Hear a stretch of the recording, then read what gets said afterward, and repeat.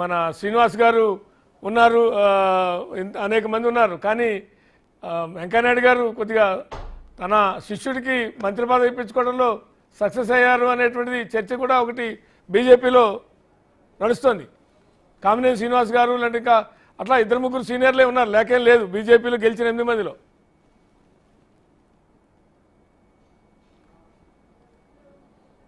మీకు అందరికీ నమస్కారం, పెద్దలందరికీ. అక్కడ ఇప్పుడు ఉన్న కాంబినేషన్స్లోనే ఎక్కువ మంది గెలుచున్నారు. 164 మంది 3 పార్టీల నుంచి గెలిచారు కాబట్టి ఖచ్చితంగా ఎక్కువ సంఖ్య ఎమ్మెల్యేలు ఉన్నారు. దాంట్లో సీనియర్లు చాలామంది ఉన్నారు, జూనియర్లు ఫస్ట్ టైమర్స్ కూడా చాలామంది ఉన్నారు. ఫస్ట్ టైమర్స్ చాలామంది మంత్రులు కూడా చేశారు. ఇదంతా అందరి ఆస్పిరేషన్స్ని దృష్టిలో పెట్టుకున్నప్పటికీ కూడా ఉన్న సంఖ్య మంత్రులు కేవలము కుదించబడి ఉంటుంది, ఇంతే ఉంటుంది కాబట్టి 26 మందే, అంతకు మించి పెట్టుకునే అవకాశం లేదు. వాళ్ళు చాలా ఆలోచించి ఈవెన్ పవన్ కళ్యాణ్ గారు, బీజేపీ అధ్యక్షురాలు కానీ, బీజేపీ కేంద్ర కమిటీ కానీ, అదేవిధంగా చంద్రబాబు నాయుడు గారు చాలా కూలంకషంగా చాలా ఆలోచించి ఎక్కడెక్కడ ఎవరెవరిని తీసుకోవాలని దాని మీద పెద్ద ఎక్సర్సైజ్ చేసి మొత్తం మీద మంచి ఒక యంగ్ చంద్రబాబు నాయుడు గారు యంగ్ థాట్స్తో పాటుగా పవన్ కళ్యాణ్ లాంటి ఒక యంగ్ డిప్యూటీ సీఎంతో పాటు ఒక టీంని, ఒక మంచి టీంని తయారు చేసుకున్నారు. అది కూడా మంత్రులు ఎవరెవరికి ఏ ఏ శాఖలు అనే దాని మీద కూడా వాళ్ళతో మాట్లాడి, ఏదో మనం ఇచ్చేయడం కాకుండా, ఆయన ఏదో ఇచ్చేయడం కాకుండా వాళ్ళతో కూడా మాట్లాడి వాళ్ళ ఇంట్రెస్ట్ను కూడా తీసుకుని పరిగణలోకి తీసుకుని నేను రేపు శాఖలు కేటాయిస్తాను అని చెప్పి చంద్రబాబు నాయుడు చెప్పారు ముఖ్యమంత్రిగా.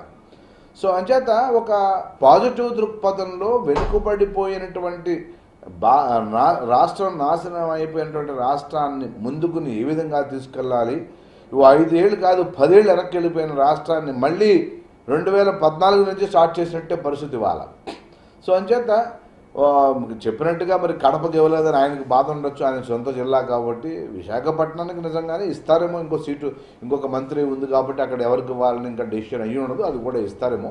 బట్ ఏంటంటే ఆ ఓవరాల్గా ఏ విధంగా రాష్ట్రాన్ని ముందుకు తీసుకెళ్ళాలి, ఏ విధంగా కేంద్రం నుంచి నిధులు తెచ్చుకొని ఏదైతే పథకాలు అనౌన్స్ చేశారో, ఒకటి మనం ఎన్నికల్లో ఇచ్చిన హామీలు నిలబెట్టుకోవడం.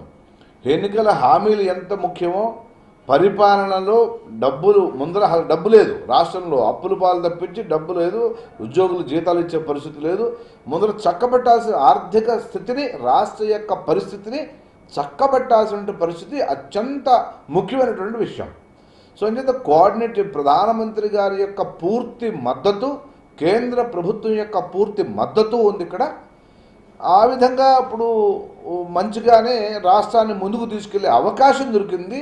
డబుల్ ఇంజిన్ సర్కారుకి అవకాశం ఉంది కాబట్టి అన్ని రాష్ట్రాలు బీజేపీ ఎక్కడెక్కడ ప్రభుత్వాలు ఉన్నాయో ఆయా రాష్ట్రాలు ముందుకెళ్తున్నాయి. దేశంలో ఉత్తరప్రదేశ్ లాంటి రాష్ట్రము, బీహార్ లాంటి రాష్ట్రం ఇవాళ మీరు చూస్తే, ఒకప్పుడు బీహార్ కొట్లాట్లు, ఇప్పుడు బీహార్ పరిస్థితికి, ఇప్పుడున్న బీహార్ పరిస్థితికి నక్కకి నాగలోకానికి ఎంత తేడా ఉంది. వాళ్ళు మనమే వెనకబడిపోయినాం, బీహార్తో కంపేర్ చేస్తే మనం వెనకబడిపోయినాం. ఆ పరిస్థితిని చక్కదిద్దడం కోసం ప్రయత్నాలు. సత్యకుమార్ గారి గురించి మీరు అన్నారు. సత్యకుమార్ గారు వెంకయ్య నాయుడు గారు ముద్ర ఉన్నప్పటికీ కూడా ఆయన సొంత సత్యకుమార్ యొక్క ఆయన యొక్క హార్డ్ వర్కింగ్, ఆయన కమిట్మెంటు, దాని మూలాన్ని గుర్తింపు తెచ్చి ఆ పోటీ చేయడం, గెలవడము చాలా కష్టపడి గెలిచాడు. సంచేత అతని యొక్క ఓను దాని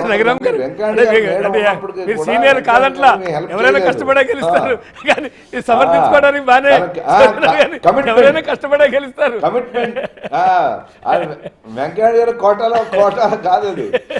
అదేంటే ఆయన దగ్గర నేర్చుకున్నాడు.